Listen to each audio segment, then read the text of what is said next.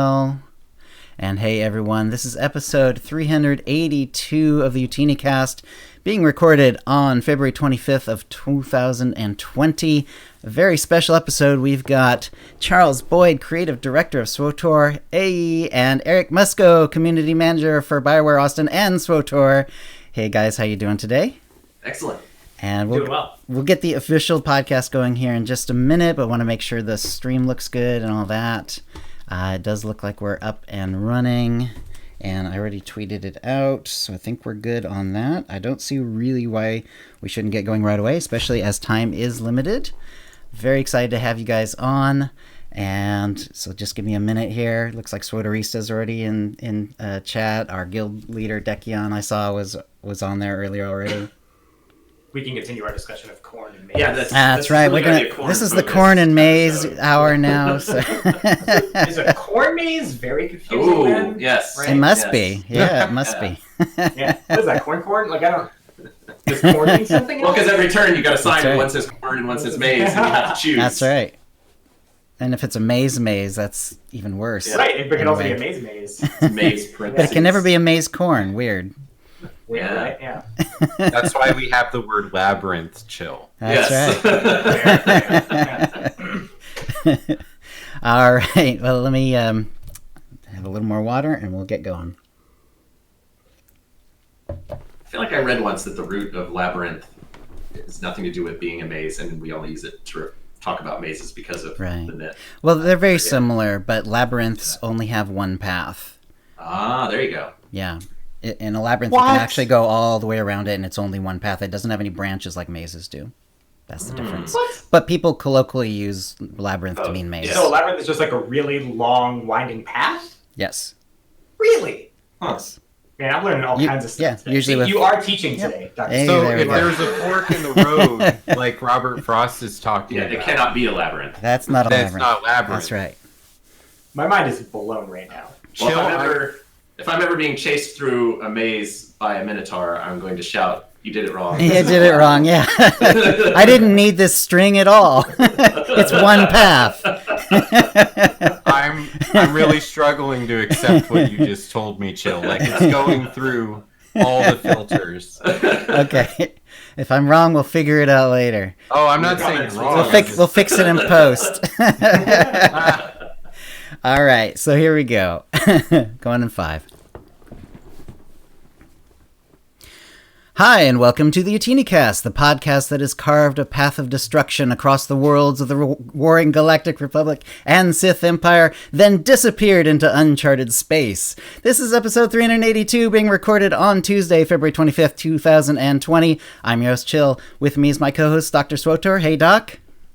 Hi, Chill. I have been waiting a long time for this. Yeah, this is very exciting. This is a very special episode. We have with us from Austin, Texas, Charles Boyd, creative director of SWTOR, and Eric Musco, community manager for BioWare Austin and SWTOR. Hey guys, how are you doing today? Our powers have doubled since the last week. That's right. Whoa. Hey, twice the power, double the information. Twice the responsibility? We're getting it. That's the other Disney property. So does that line, you're closer to the source than we are. Does that line mean like since 2 episodes ago in the Yeah, Clone Wars? right? Or does that mean since the last time a movie camera was turned on? I'm going to guess that that's what they meant at the time. Okay. Probably, yeah. All right. Well, I'm good with that. And first of all, congratulations to Eric Musco on your Yeah, impending thank you. fatherhood. We Thank you. are very excited for you. The whole community's been just bursting as soon as the news came out. We're very excited. Do you want to go ahead and give us a little bit of information on how that's going to work in terms of interfacing with the community while you're away? Yeah, so the ideal is that basically none of you will even know I'm gone. We have some other people like NAFA who are going to be helping on a potentially temporary basis. We'll see. But they'll be doing a lot more of the forum communication stuff alongside Dan, which a lot of you guys, he's been around on the community team for a year or so. Mostly he does stuff behind the scenes, but I'm going to let him out of his cage so he can talk to you guys as well. Out of his labyrinth. Out of his labyrinth. I guess out of his labyrinth. He has walked the straight path enough to make That's there, right. to make it there. But yeah, so ultimately, really, the idea will be is that you guys won't even know I'm gone. You'll probably be celebrating that I'm gone. You're like, God, everything's so great without Musco here. That's the idea. Excellent. And then I'll come back and ruin it all. But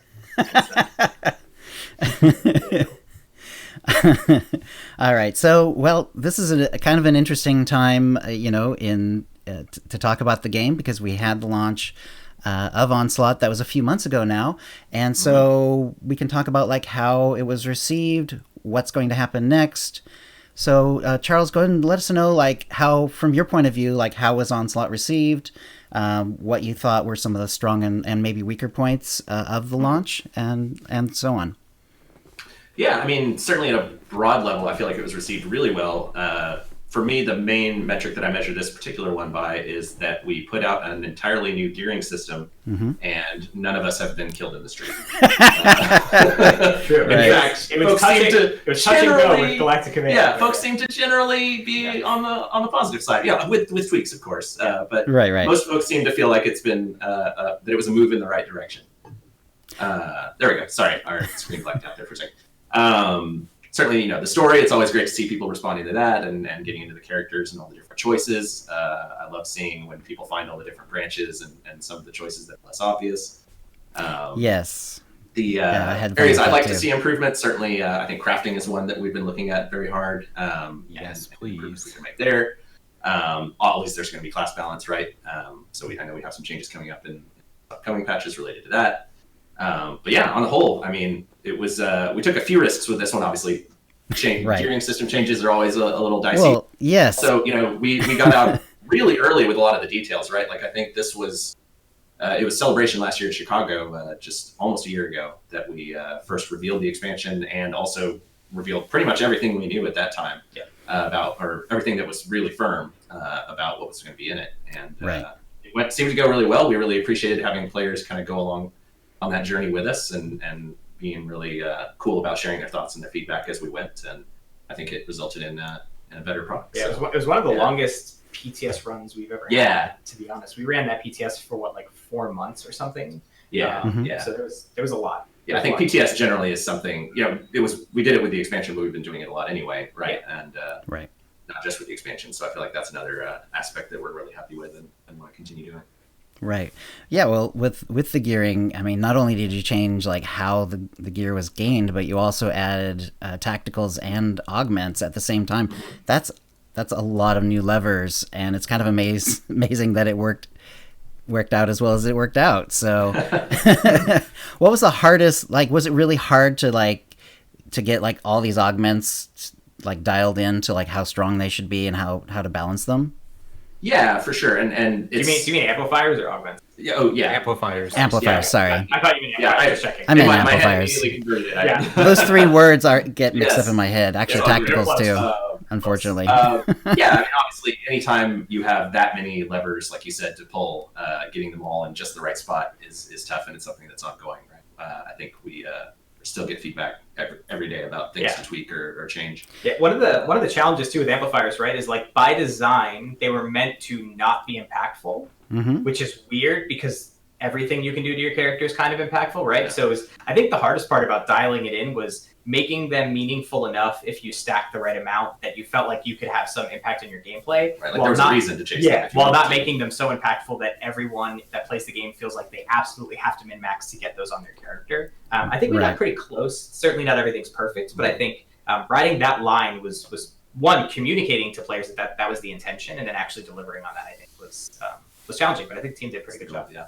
Very nice. So if we were to put this on a continuum of 0 to 100%, how satisfied are you with the way the gearing is working right now? Teacher question, right? We gotta grade it. Grade your children? Are you allowed? You totally can. The number of times you've talked to their principal this week is a major factor. There you go.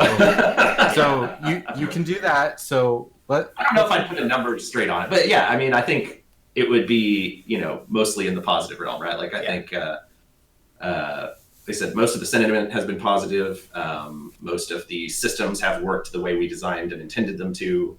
There's a lot less bugs with this one than there have been with some previous. Yeah, I'll give you my cheeky community manager answer that everyone in chat can roll their eyes at. But I feel like it's kind of true. Is like, weirdly, I'd almost give it 100 from where we are today, because we went into a world of introducing entirely new item type, introducing 3 to 5 sets per every single class in the game, introducing an entirely new element of gearing system, which is amplifiers, introducing entire new mechanism to get gear across the entire game.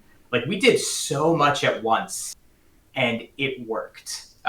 Again, not that it's perfect, but it works. Like, everyone is in game. Every thread in general discussion isn't telling us how Spoils of War ruined the game. From that aspect, being able to do so many elements to change to gearing and have it be successful that people are in game and enjoying gearing is kind of awesome and crazy that we managed to pull that off. So I would say, like, from that angle, I think from Onslaught launching to being to where we are today, I think puts us in an exceptionally good place that we're all really happy with. Now it's just every update that goes by, we need to make sure that we're making those tweaks and keep changing it. Otherwise, that 100% drops over time because we're not delivering on the promise of supporting the system. So I think where we're sitting at today, I think we've done a really good job, but I think that number goes down if we don't continue to make improvements. Cool. So what play styles drive that continual modification of how it's working? Mm-hmm. So like the players that are giving you the positive vibe, I'd love to meet them and play with them more. But like, who are they? And then like the people who are dissatisfied and are pointing out a tweak needs to happen. Who are they? What do they do? Yeah.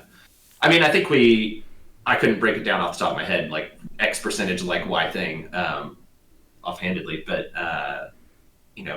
when you're getting to that level of detail or that level of analysis, it's going to be someone more hardcore, right? It's going to be either someone playing a lot of PvP or someone who's generally moving into the ops realm, right? Where you appreciate the difference in small changes to your gear enough to say, hey, this one doesn't work that great. Hey, I don't think this one's doing what you think it is.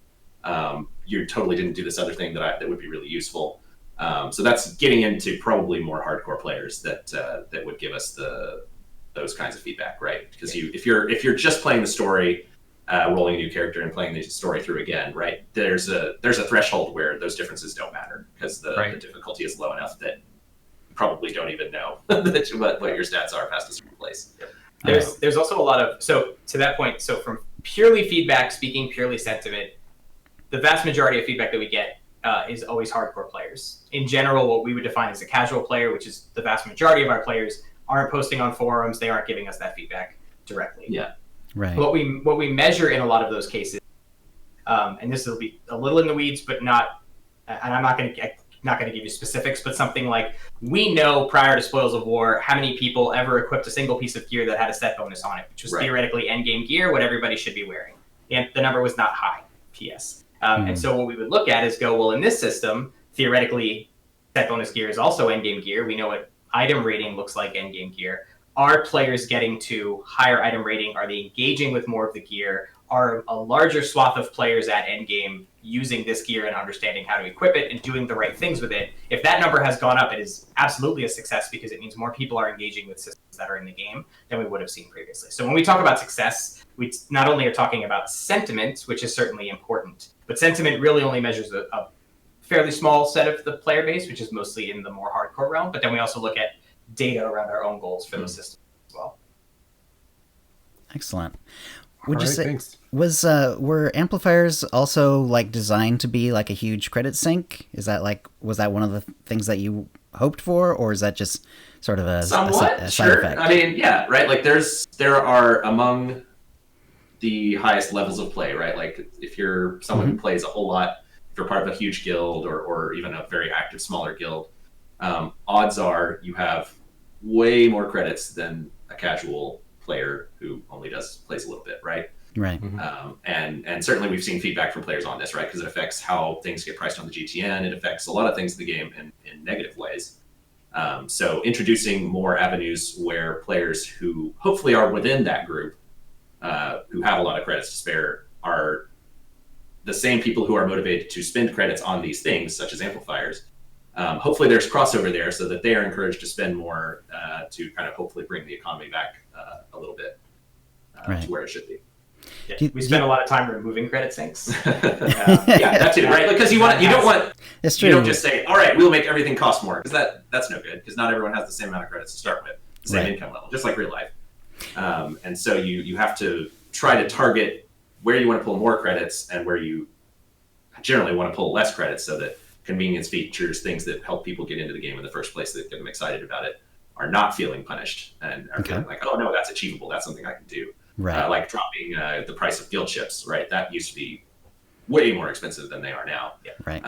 And stuff like that. So, we want more people to have guild chips. We want that to feel something accessible. Right. Well, at one point in the game, like, training costs credits, and now it doesn't. Yeah. That was pretty early on, but sort of the same idea. Right, you wanted people to have access fun, right? to it. No, it's not fun to say. Yeah. Punitive. Yeah, it's like, I've leveled up. Oh no. I've leveled up, but I don't have the abilities because I can't afford them. I was always broke back then. Like, doing the class story and the heroics was barely enough to keep going. To keep going forward. Yeah. Right. Would you say then that maybe I was thinking with amplifiers, because I talked about this on my stream the other day. It does feel like the amplifiers are like, I'm fine with the end game price because you're trying to min max your gear and all that, but like no one's using them at lower levels, or at least they just take whatever they get. They don't re-roll at all because. Like I checked and it was like at level 60, it's like 11,000 credits to re-roll it the first time, and then it's going to be gone in 3 levels, Yeah. So there's really no reason to actually engage with them at lower levels. So I'm wondering if maybe that might be a place where you could actually lower the price, but maybe keep the end game stuff higher, or potentially. Or potentially like the ones that are combat effective stay the same price, but maybe you lower the fun, falling damage, that rolling, that table. Right. Maybe that one gets cheaper. I don't know. Just a thought. Yeah. But no, and it also brings up another kind of related, trying to find ways to help players who are lower level engage more with some of the end game stuff, right? Like Conquest. There's not much that points a lower level player to that. And that's something else that we'd like to look at as well. So kind of both directions, right? Helping lower level players, people who are still leveling up, getting into the game, ease them into those systems, so that maybe if amplifiers cost less, maybe they mess with them more and kind of get a feel for them, and then when they get to end game, they've already learned, they're ready to go. They're like, okay, I know what this does, and I know what I want to target. That's cool. Also, if the reward that you get when you're in different level ranges kind of matches, like for Conquest, for example, those things you get really benefit endgame players a lot more. Right. You might not even understand the function of right, dark materials or whatever. You're not. I might be ruining many players' days, but I almost think that if you're below level 30, a different set of rewards would help you to realize the value in diverting from your narrow path and doing an extra flashpoint you weren't planning on. Yeah, we are exploring that literal exact thing right now. Yeah. What? How do I know where, guys? That's like the real question. Are you a plant in the audience? This is wow. Well, that's okay. That's funny. Yeah. So when I'm talking to people about this game, one of the big barriers is actually I don't think about fun the way that they do. I think about it in terms of what parts of my brain the two of you and the rest of BioWare are manipulating to give me an experience through conditioning and the reward mechanism and all these different regions and the dopamine flow, all that. You've got like a 7th dimensional view of right. I used to play the game very differently, and then I researched it, so now it's a completely different thing. So going through 6.0 and all these extra things, do you have a favorite thing that exists for us now where with that creative process and telling the team what direction we're going, you were actually really excited to see that thing become part of SWTOR? Ooh.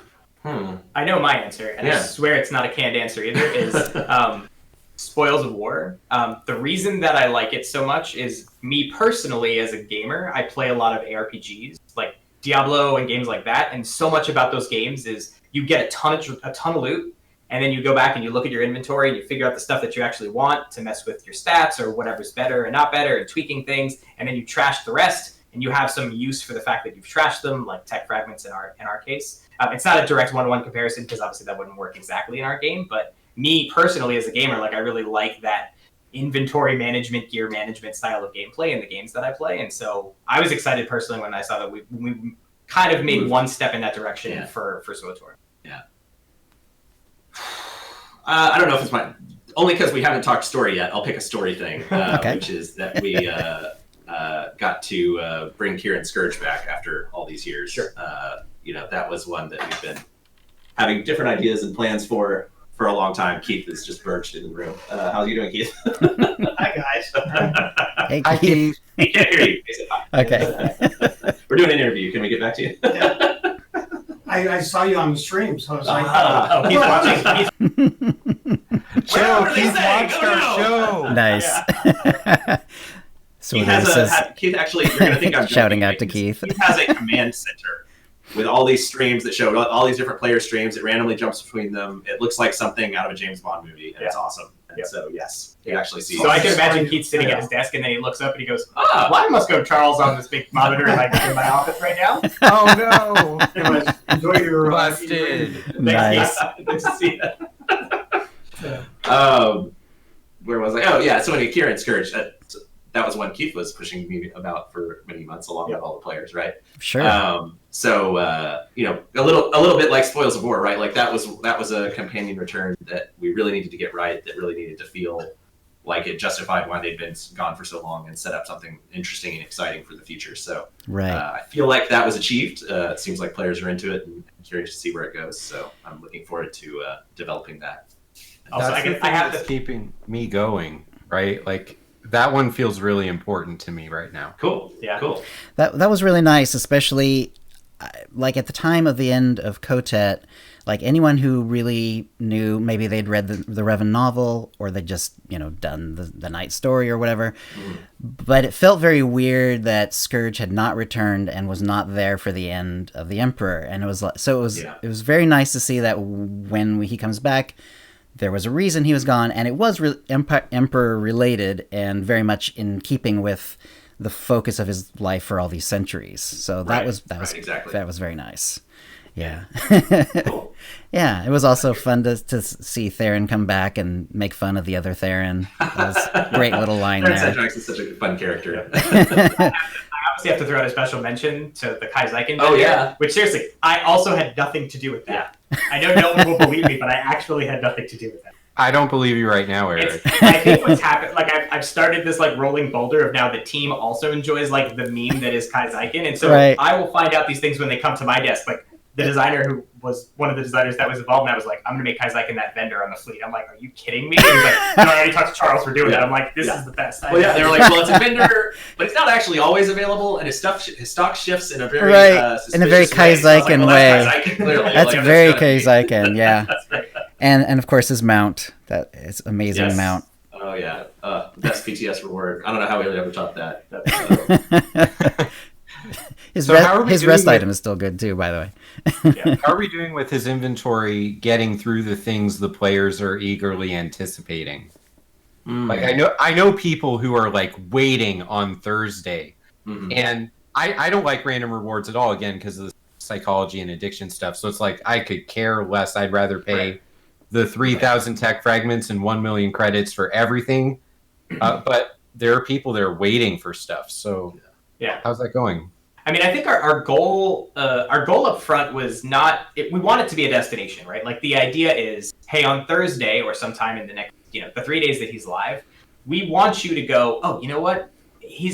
Kai's active. Let me go check what he's got this week. Let me see if there's a piece that he has that'll finish out my set or something. Right. We didn't want the costs to be prohibitive to the point though that someone is not buying an item solely to wait for it to be on Kai Zyken. I mean, it's only half the price. If you just run some content for an afternoon, you probably could make up those tech fragments and just go buy it at full price. Certainly that's the intent. Yeah, certainly that was the intent. It was meant to be more of an opportunity. Like, yes, again, we absolutely want people to log in over that weekend and check his inventory every week just to see if something's there. But it's not meant to be the only place to get it. It is just meant to be as a bonus of like, oh crap, I just needed that. I needed that last sword belt. It's on his thing. Let me buy it. Right. And I also like being able to buy like the armor mech sets from Kai Zyken as well. it's kind of Right. interesting that you can actually, you know, get some pretty solid end type gear that way. Yeah. Yeah. How about the tacticals? Since that was obviously designed not to have any stats on it. It's all mechanics and utility. That in a lot of cases it actually changes rotations and preferences and stuff like that. You can actually do quite a bit with them, and I'm enjoying them like on every character. It's fun to see.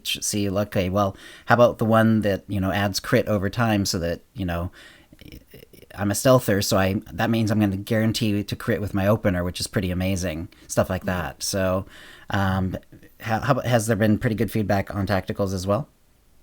Yeah, and that's definitely another area where we want to expand it over time, both in terms of, you know, more that work like the ones that we have out now, right? Like they're about altering your base gameplay in some interesting way, giving you a different way of approaching your abilities or a different way of approaching certain types of content, right? Like maybe one's better for PvP versus PvE.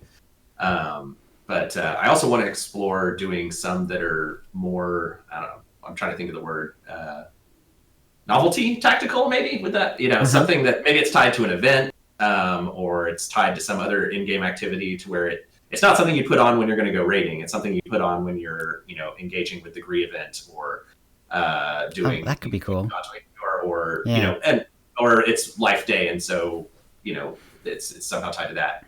But finding more opportunities to kind of give you some interesting rewards for time limited things, maybe something that only works during certain times of the year, or in certain circumstances, like maybe this is one that only works in flashpoints but changes your gameplay specifically for flashpoints in some way. I feel like those are some areas we haven't explored yet that I'd like to get into and see if we can to make something interesting there. That's cool. So here's one for next Life Day. Okay, Yes. Tactical. You get snowballed on the fleet, and then you bomb everyone, like with the Rackle Plague. Yes, right? Yes. And you get the parcels based on how many people are bombed. Yes. Oh, man. What, So like a protective snow vest, so if someone snowballs you, they die. Right? I wasn't saying that. I'm tired of getting snowballed, so now snowballing me is a bad idea, and you don't even know.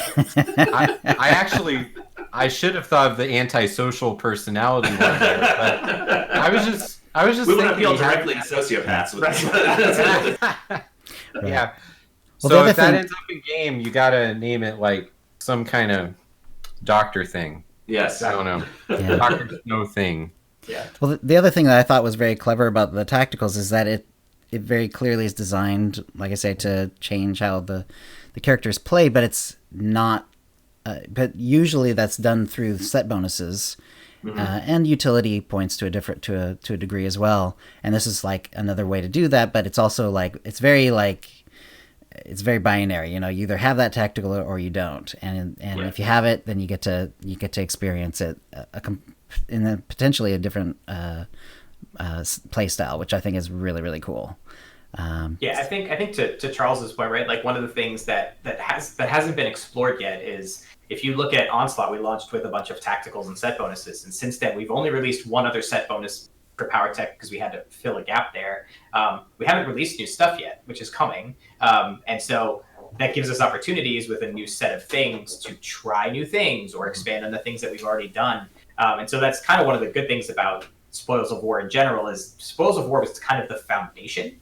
Everything else now is building on it. And so over time, maybe we do have tacticals that have wildly different effects from the things that are in there today. Same thing with set bonuses. And so it gives us a lot of opportunity to explore and grow what that means over time, because we have that foundation in place. Right. Now, when you're making these changes to the game, how are you thinking about the people who play SWTOR? Like, do you have to focus on different sorts of players based on, you know, what you're working on, or how does that work exactly? Like, how do you break up the audience in your minds when you're working on the game? I mean, there's the obvious, you know, by content, right? Like some types of things are going to automatically appeal more to player versus people who are doing ops, versus people doing story, which isn't a perfect way to actually break up the players themselves, right? Because a lot of players do some of each type of content, or do, you know, a couple but not all. Right. And so we, you know, like Musco mentioned, the vast majority of our audience is what I think many people who would say listen to this interview or interact with us on the forums would consider stunningly casual, like very, very casual players. Yep. Sure. And so we certainly take that into account, and we want to make sure that they are getting stuff that feels relevant to them, that is easy, achievable, that they feel like they can attain. But at the same time, those players are often motivated, especially in social settings like guilds, by players like the more hardcore people who are raiding every week, people who are playing a lot of ranked PvP. And so we do consider that a priority as well, even though that might be a smaller percentage of the audience, because there are going to be players who are going to encourage other players. They're the people who are running guilds, who are found running groups, getting people together. Right. We're making, keeping those activities fresh and exciting. And so we really want to make sure that we don't over-index on one, play style or play level, because pretty much everyone who plays SWTOR contributes in some way to everyone else enjoying SWTOR, unless they're just being a real jerk in the chat, right? Other than that. I feel like this directly ties into something I've been experiencing the last month or so. Mm-hmm. Both of my raid teams, which are trying to tackle the harder end of the spectrum, one the deepest hard end, and then the other one is transitioning. Both Sork healers had to quit playing Sork because they began to feel that the 6.0 stuff for Sork healers wasn't cutting it compared to the opportunity to play an operative or a merc. But there's just a lot of dissatisfaction from all my healers in general. Yeah. So what can be done, like from the building the game? Stay tuned. I can give you a somewhat specific answer. In 6.1, we had originally put Sork changes in. I don't know if you knew that or not. I remember. So there was a touch of us putting in Sork healing changes, which had some knock-on effects, but some Sork healing changes. But one, based on initial feedback from you guys when we put it out, and then also just kind of some of our own goals, we realized that doing only one fraction of the changes we planned to fix healing, especially following 6.0, probably wasn't good. Sometimes putting out a baby step toward the full step is a good idea, but this probably wasn't those situations, so we pulled back on that. So there are healer changes coming. There's a big bucket of healing changes coming. I think in 6.1. Yeah, 6.1 or 6.2. It's one of the next, or possibly a little bit in both. I forget. Yeah, it's one of the next two updates, which are actually pretty close together. So you should be hearing more about that pretty soon, actually. But there's healing changes coming because we agree that there's changes. I think there's someone who messages me on Twitter literally every day about Sork healing. So the message has been heard. I had to retire from healing because my team needed me to do other things, but it's just, I really believe that people should be able to achieve the content regardless of what class they play. Like there shouldn't be content where you can't bring a Marauder into it, or so. Yeah, that's maybe Marauders. Maybe leaving Marauders out is okay, but the other classes. So going into that, the DPS in my life, a few of them have asked me directly. You have to ask them this: what's the target DPS for level 70 content? And then Duxin, which is the only example of level 75, where if you pass this number, you're doing great, kind of like 10K and 11K was in 5.0, and then if you pass this number, you have broken the game and BioWare needs to nerf something. So maybe relax so that they won't notice. And then, it's 30. The number is 30. No, sorry. No, sorry. That's just honestly not a number I know off the top of my head. But we can find out. Sure can do a little bit. Yeah. I think there is some element, though. I don't know that it is quite that granularity of 10,001 and the nerf bat is coming for you. I don't think the team looks at quite that way. Because to be fair, if you're doing that damage on a parse, that most likely means in an op, which is only one portion of the gameplay of the entire game. And so we certainly need to keep in mind impacts on PvP and impacts on solo content and all those other things. But I can certainly ask, because there is certainly a point where if we look and you're parsing 20% higher than every other class, you should definitely expect, in that kind of world that you're probably going to see changes. I don't know that the granularity is about the DPS number itself. I'm sure there's probably some relative measurement they're using, but we can certainly, when we design it, we build towards certain targets. Correct. But those aren't meant to be like a hard line where it's like you hit this number exactly and you're good, and if you're slightly under it, there's no chance whatsoever, right? Because there's so many different factors beyond just DPS. But well, also 13% doesn't count if you have your amplifiers right. Right. So yeah. So there's lots of elements that come into that the team needs to factor in. Because again, like we had said, when we were building damage targets for ops, for example, we were not counting amplifiers as part of it. Right. You were specific about that. Mm-hmm. Right. So theoretically, except for master mode. Correct. Except for master mode. Yes. Yes. But so theoretically, everyone should actually be able to compete in veteran mode, even if they're 13% under target, because they could make that up theoretically through amplifiers. I know that's not how it may work in reality. I'm just shooting numbers out of my mouth. The philosophy. But you get the idea of the philosophy. Okay. What do you think the chances are that more ops and flashpoints are going to connect directly into that main story arc for our characters versus Duxon is like you can see the moon, but it's on a different moon. You know, it's, you don't have to do it. Oh, by the way, before you answer that, as an Arizonian, the threatening to kill those two people about the Duxon op over the air conditioning really made my heart like. I felt like I was understood there. You felt seen. I did, and that's big because I don't notice as much story as most people, right? Sure. I'm in this for other things, so that choice, and then the kill them.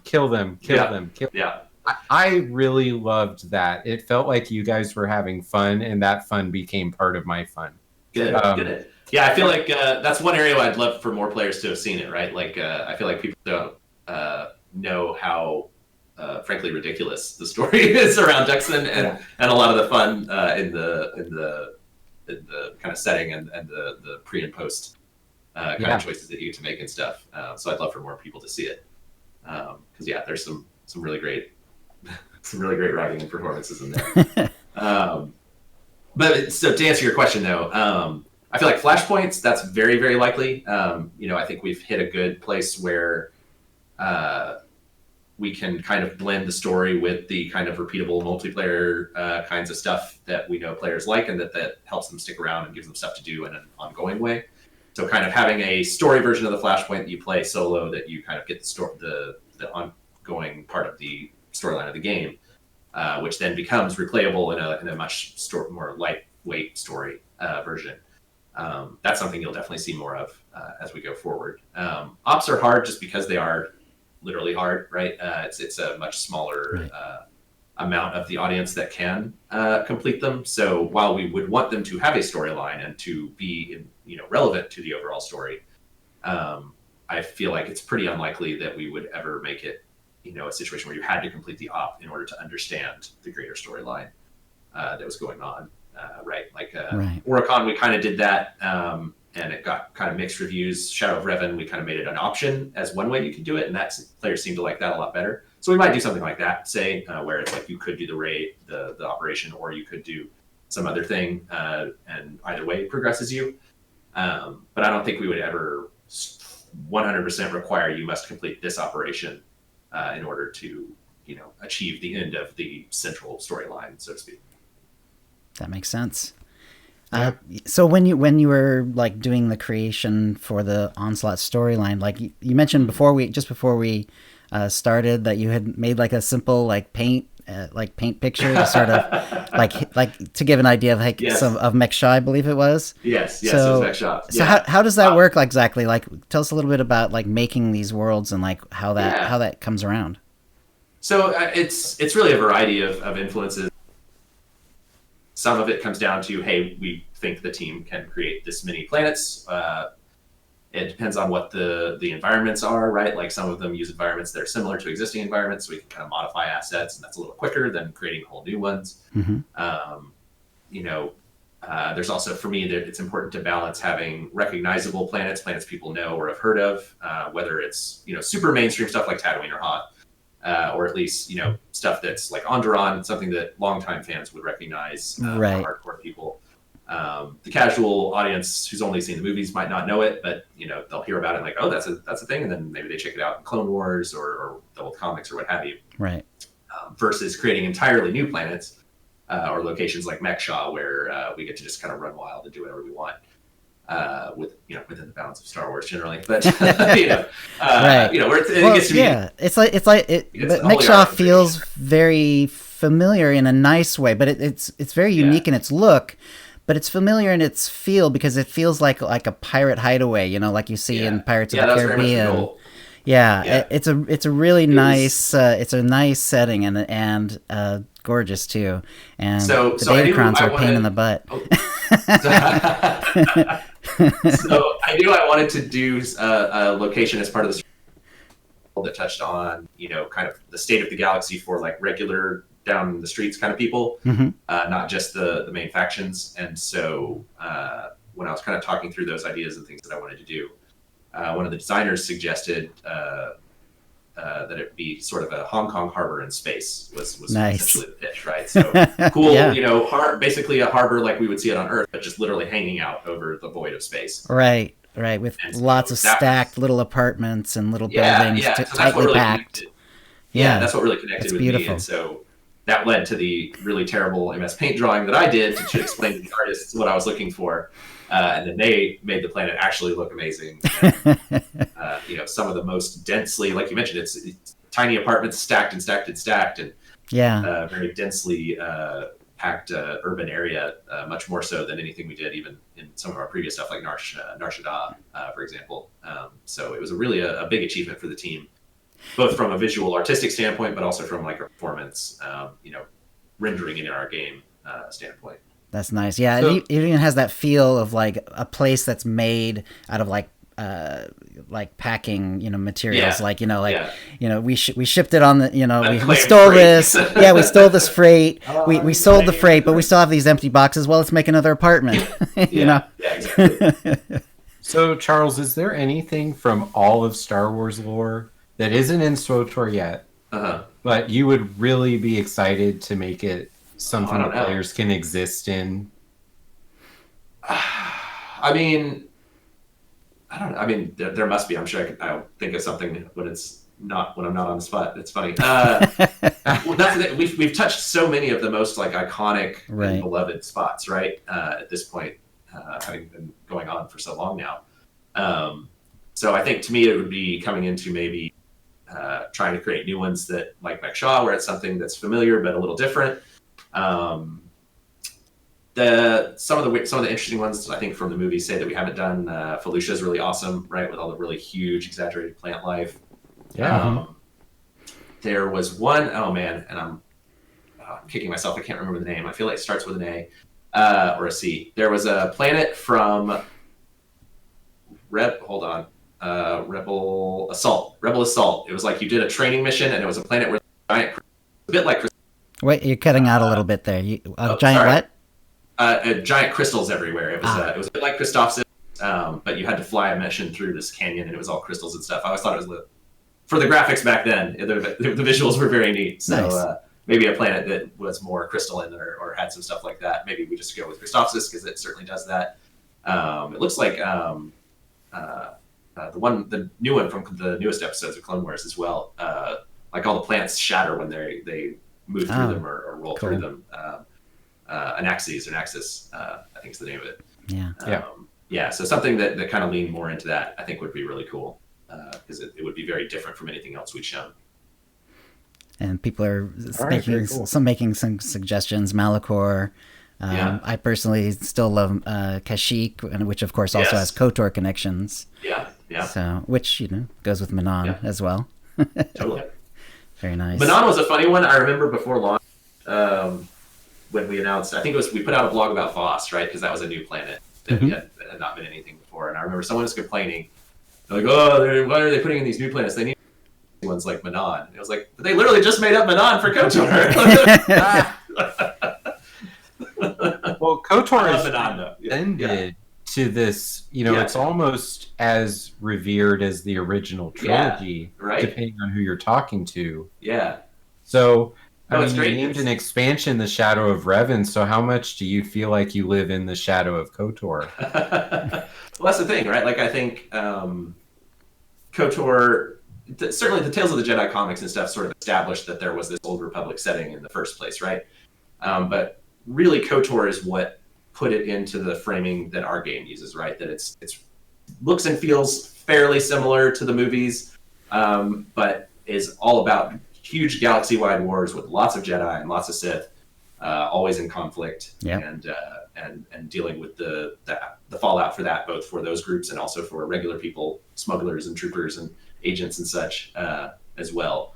So yeah, I mean, I feel like the whole game exists because of KOTOR and exists to kind of carry what KOTOR was further and expand on it as much as possible. Right. And now that you've been under Disney for a while, the story's always been that, you know, Disney's doing their thing, you're doing your own, and you're allowed to pretty much make whatever stories you feel are good within, you know, within that, and it'll never be canon. And I assume that's still that is all still the case. That hasn't really changed. That's not exactly how I put it, if I may say. Sorry. Okay. Hey, please no, tell me a better way. Down or chill? No, that's fine. No. So, well, first of all, yes, we do have a lot of freedom because we're, you know, way back in the past and all of that, right? Right. But the same folks, honestly, they were under LucasArts when LucasArts was a separate thing. Now they're part of Lucasfilm Games team. They still review everything we do. Everything we write for the storyline goes through the story group. All of the content of the game goes through the Lucasfilm production team. So it's not exactly like we could do anything we want, right? Like we're still we still do our best to the best word is authentic, right? We want it to feel like an authentic Star Wars experience. Yes. So, you know, we get to go a little further afield in certain areas, you know, being a game and being in this sort of epic Old Republic kind of setting, but generally you want it to feel like that, and they're there to help make sure that we do that, and keep us aware of anything else that they're doing there where it might cross over or butt up against things. So yeah, does that kind of, I think, more answer the question? I mean, I think so. For me, I mean, for me, being in this sort of legendary era or whatever, cool. You know, it's funny, they just announced this High Republic stuff yesterday. The High Republic, 300 years or so before the movies. Yeah, which is really cool. And I feel like it touches on some of those same ideas, right? Like, the idea that we are telling the stories of the King Arthur or Hercules or, you know, these figures who are not only, you know, people that are legendary to us, but the characters that are legendary to the characters in Star Wars, right? Like these are the people, these are the events, these are the moments that inspire those characters and drive them and you know, are part of their culture. And you know, it's not that they are not true or that they specifically didn't happen. It's just that we need to leave some room and some leeway so that the overall, you know, Star Wars is probably, maybe other than Marvel, I don't know which would be the biggest collaborative universe on Earth. Right. You know, depends on how you define it, probably. Yeah. You know, so we're all trying to work together and help each other out, making some cool Star Wars. So yeah, to me, I find it awesome. We get to. So Charles, so much is the Starforge what we see in the upper right of the airspace of that High Republic? Oh, in that picture? So I don't think so. No. If I haven't analyzed it super deep. It's all it hasn't been. I think they showed another shot of that. They put out a little trailer for the High Republic stuff, and I think they showed a picture of that thing a little closer. And honestly, the top of it looked like one of the towers from the Jedi Temple. So to be clear, I have no inside knowledge of this whatsoever. I'm right there. I'm right alongside all of you on this. So, so it didn't look like the Starforge to me. It looked like some other kind of object that is, to me, reminded me a little of the towers, the 4 towers, and then there's the central one on the Jedi Temple. That doesn't mean it's part of the Jedi Temple. I'm not suggesting that some part of the temple was literally flung into space, although that would be very exciting. But, yeah.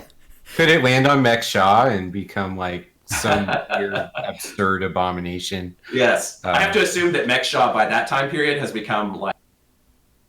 Oh, hang on. You're cutting out again. Oh, sorry. Can you hear me now? Yes. Yeah, Mech Shaw was what? I like to imagine it's become some kind of very, you know, toned down. It's like a retirement community. It's very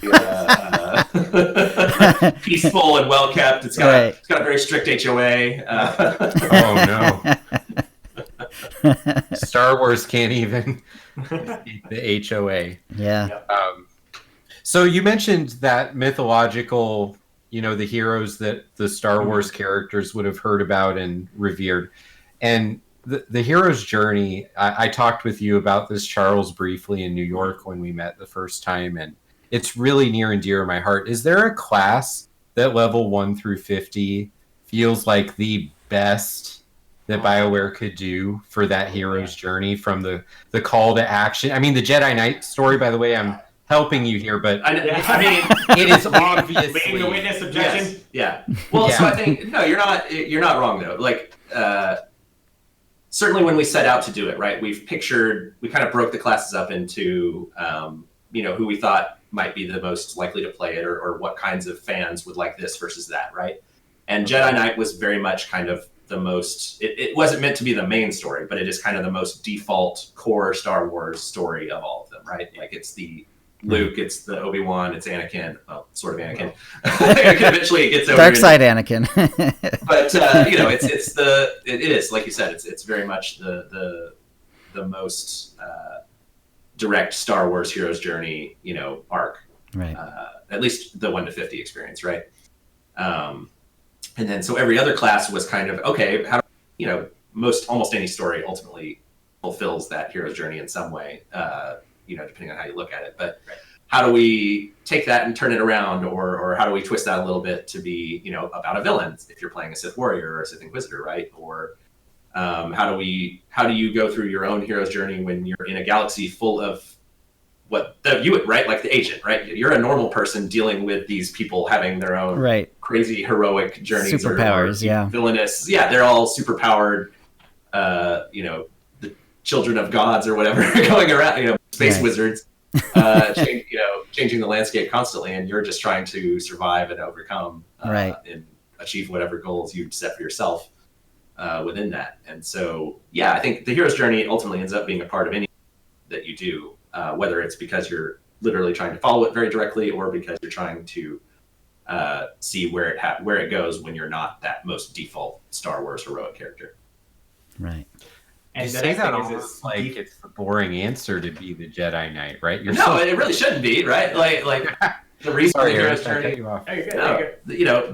There's a reason why people study that as a concept, and why so many stories follow that guideline, right? Because it's compelling. It's something that connects almost automatically with most audiences, right? It's something that everyone relates to and everyone gets excited about. So it's if that makes it boring, then I disagree. Yeah. I think being compelling just because you're compelling to more people, to a broader cross section of people potentially, that's not boring or uninteresting in my book. And Star Wars is changing, right? Because certainly everything you just said is true, but now there are going to be people who the Mandalorian is their first blush at Star Wars, and so the bounty hunter story might be the quintessential Star Wars hero story to them, right? Because that's what Star Wars is to them. Yeah, that's what drew them in. Bounty hunters in space, and what I mean. So, someone showed them a Baby Yoda gif, and they were like, "Well, I gotta see." I gotta check this out.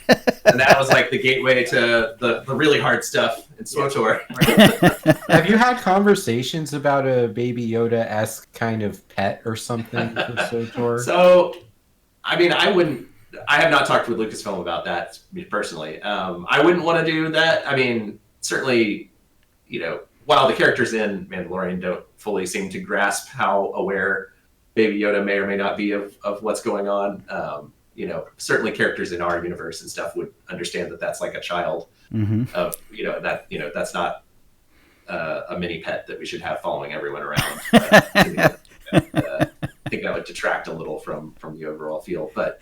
Okay. The idea of having some sort of baby creature or floating bassinet or whatever, I wouldn't be opposed to that. Kind of get at the feeling or the spirit of the thing without doing just, hey, look, we've got Baby Yoda too. Right. That's... Well, in terms of the hero's journey, is that sort of what drew you to doing cosplay and doing the 501st? You're the heroes. I certainly never thought of it. Interesting. I have to be very self-analytical and assess my motives. That's the only reason people talk to me, Charles. No, I mean, I think obviously I was always a big Star Wars fan, right? I was big into Renaissance fairs and stuff, so I liked making costumes and dressing up and stuff ever since I was a kid. So that was kind of the merging of two of my hobbies already. Sure. But then it also adds that charitable angle, right? Where it's really your whole goal when you build these things. Not that every event is a hospital visit or what have you, but almost every event we do has some sort of at least a method by which we're encouraging people to give. towards a charitable cause. And so, having that justification for it, you feel like it's, I'm not just throwing tons and tons of money at the dorky thing that I love, but I'm throwing it at something that can then help me help other people, right? Like that can give it something a little more beyond just the fun of the aesthetic creation of it and the skills and the hobby of it. But giving it a little bit more of a purpose, something else to achieve is really meaningful for me. It's a good answer, by the way. Yeah, that's excellent. We are very close to the end of time. One person. I need to ask one more thing, Chill. Okay, well, there's a. Right. What is the craziest development idea that you had where you really wanted it in the game but you can't for whatever reason? Like that it's just not going to happen, even though it's on your wall of my dream for SWTOR. I think the thing that's tricky about that question is that I don't know that anything exists that we can't do or that we want to do that we can't do. Yeah, right? There's very little that is purely a matter of would we do this at the expense of all this? Right. Are we willing to move the entire rest of the earth out of the way to accomplish that one singular thing? That's usually the reason things don't happen, as opposed to just can't. Yeah. So I don't know. Yeah, there's one of the craziest things I wanted to do. I'm actually going to get to in a couple. So I that would have thought, but now we're doing it. So story wise, anyway. I think I missed some of that. I'm sorry. There's a couple of cutouts. I don't know why I'm cutting out. Maybe I'm aiming my voice in the wrong direction. I said one of the craziest things I always wanted to do, we are actually going to do in a couple of updates in the storylines. Okay. Without that one, I don't know. I mean, there's stuff like pod racing or something, right? Like that'd be really fun to do. Yeah, 100%. We would need to reassess a lot of how we process. Literally, as you said the word pod racing, someone texted about pod racing in the chat. Yeah. Because that really comes down to how precisely we measure your exact, right? Because most of the time where you are, within inches don't matter that much, most of our content, but in a race, inches could. Right. And we would never want to experience where you saw yourself cross the finish line first and someone else that's hard. Wins. That's right? really hard. So that would take a pretty deep reassessment of how that networking worked. Exactly. Yeah, how MMOs work. Right. So it's all based on a master server and everyone's client, and clients can show different things. They really can. They really can. So that would be one of the more difficult things to do that we would love to do. Yeah. There's always Pazak. Yeah. Pazak is actually. That sounds like that's one where we have UIs. We can make numbers, so you could hypothetically do a card game. It's just making sure that the presentation was interesting and fun. Right. And there was a lot of cool cards to chase and pursue, and that it was a really rewarding system and not just something that we just slap in, right? Right. We would want that to be really cool if we did it. So. Just a couple quick questions. Someone in chat was asking, do we know when the end of ranked season is going to be? Do we have a date for that yet? Have we put that out? Not a date. I think the plan last I saw was with 6.2. So we got a few updates still away. I think that's the last time I saw the schedule. We're trying to look at some improvements to ranked. And so we're trying to figure out where that slots in with everything else, because hopefully we can do that with next season or how that might shake out. So I know that's why some of the timing's in flux, but I think 6.2 is when it ends. Okay. And a question I always like to ask when I meet you guys, and are there still Easter eggs in the game that no one to your knowledge has found? And if so, are there any suggestions as where people might look to sort of find these things? Not that I know of off the top of my head. I so badly just... You're cutting out. But I think you said you want to say yes, but yeah. Yes. He wants to lie to you and say that there are.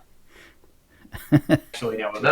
I haven't seen people talk about certain little lines here and there, or branches or whatever, but that doesn't mean they haven't seen them. Right. And there's plenty of times, I can't speak for Charles, there's plenty of times that Easter eggs end up in the game that I don't know about. And I find out about it when someone puts it on Reddit. It has happened, yes. And I'm like, when did this get in the game? And then someone just chuckles at me and I go, okay. That works. Nice. There's a street cred achievement. Will that be fixed so it can be claimed on multiple tunes?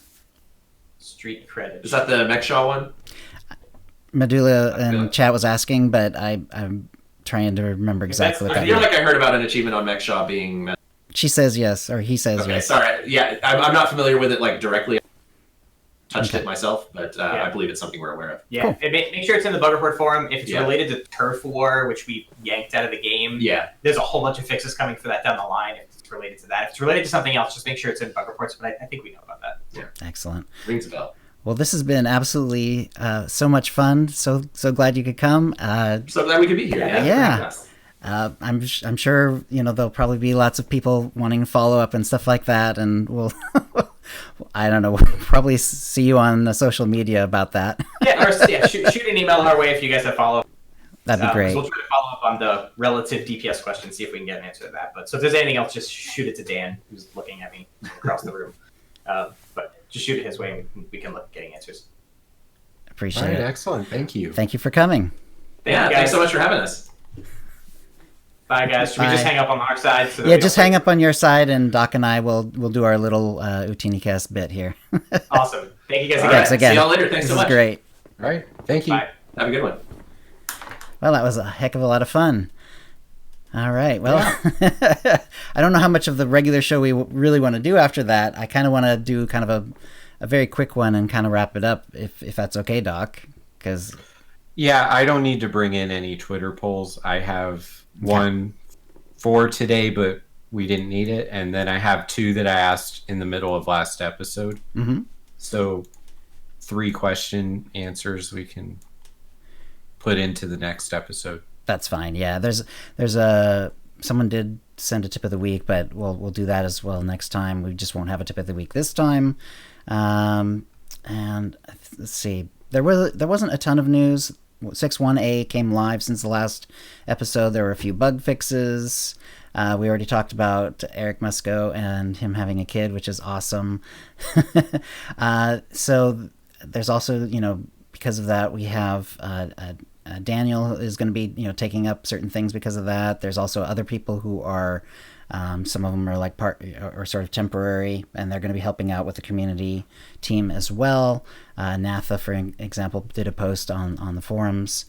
And then one thing I thought that was kind of interesting is that apparently if you just do the trash at the beginning of Karaga's Palace, and you do that as a group like a couple 3 times, it basically gets you your conquest. Like conquest is completely done.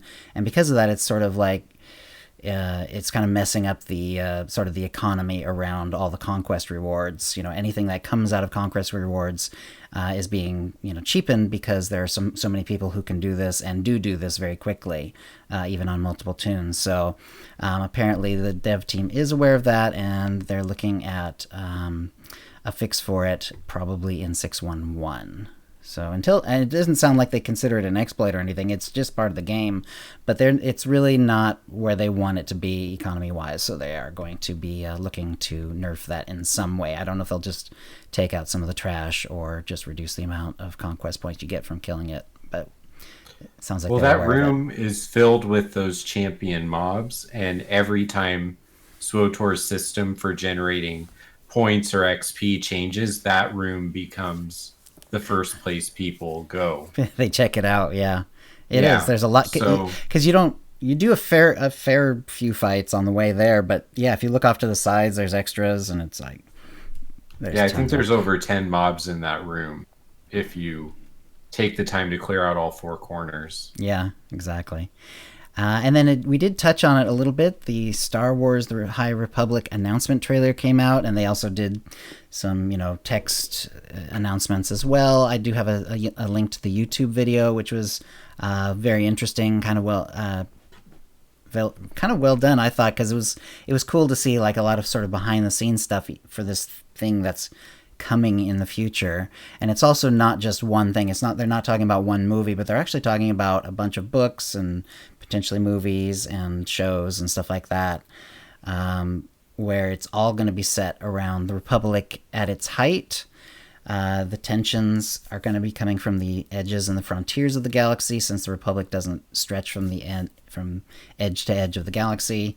And it is going to be a time frame, not just necessarily like one small event area, but on the other hand, there is going to be something called, they're just sort of colloquially calling the Great Disaster, which is going to be the series of events where the peace of the Republic is, thrown into a bit of turmoil and tension, and interesting things can happen. So yeah, so that's going to be very interesting. One of them said, what was their aha moment in the writing? And it was when they came up with the question, what scares the Jedi? So that's pretty cool. I think that that could lead to a lot of interesting stories. So yeah, so that kind of, from a historical perspective, casts the Jedi as the Catholic Church in Rome.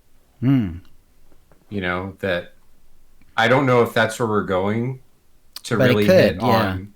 Yeah, but that's what I'm thinking about, because we know George Lucas spoke many times about Revenge of the Sith being the final brick falling in Rome. That is when civilization ended.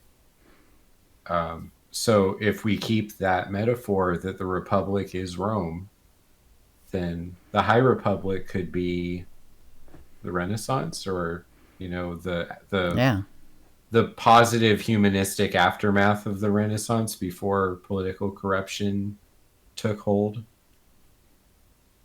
Right. And that's the thing about those high periods of history. Whenever you're talking about the height of the Roman Empire, the height of, even like the golden age of Hollywood and stuff like that, it's like whatever makes, that what it is, it always becomes in excess, and then there's some sort of reaction to it. And that's usually, when you see these big turns. So I'm very excited to see that. I think there's going to be some good stories coming out of that era.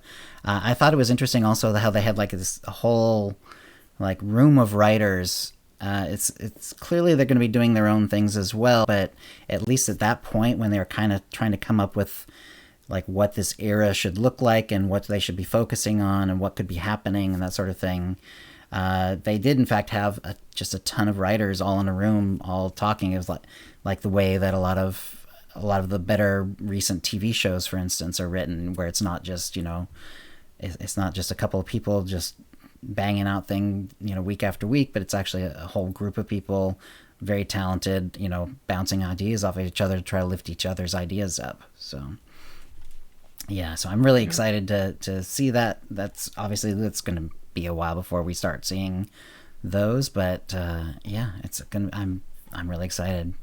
Yeah, I'm really just kind of coming off the adrenal high from talking with Eric and Charles. So is there anything else you want to talk about, Doc? No, actually not today. I'm really happy with how the interview went. Only a few things I didn't get to ask. I know people are interested in Nightmare Ducks and stuff, but I couldn't fit that in. So. Yeah, and I think probably I feel pretty good about it anyway. And for our friendship between me, Charles, and Eric continuing, it's probably good I didn't fit that in. Because talking about ducks in any way probably would not have been a nice chat. And yeah, there's actually like more people here in the chat, even now that the devs have left. So it was really great to see everyone on. Hey, everyone. So thank you for coming. I hope you enjoyed the interview. I certainly enjoyed doing it. The OotiniCast is, we do it every other week. We normally do it on Tuesdays, noon Pacific. So this is actually normally when we do it. And yeah, we're going to keep on trucking along. So I guess that's a show. If you'd like to play with us in the Utini Knights Guild on the Republic side of the Satele Shan server, or in our Guild on the Empire side, do a /c join Utini to join the Utini channel. Then let us know you're a fan of the show. You can email questions and comments about the show to utinicast@gmail.com. Follow us on Twitter using @utinicast. You can find contact details for us on our website, utinicast.com, which includes how to subscribe to us using iTunes, Stitcher, and the rest. We record the show live bi-weekly on Tuesdays at noon Pacific. Go to utinicast.com/live to find out how to join in. Our theme song is Doomsday by Jean-Paul Zogby. And thanks everyone for coming. And of course, thanks once again to Eric Musco and Charles. Doc, we'll see you next week. I thought you don't have to say anything if you don't want. Yeah, you can end it there. Just thanks to Eric and Charles, and then And this whole part. Let's that's get right. it out. And we'll see you right. next week.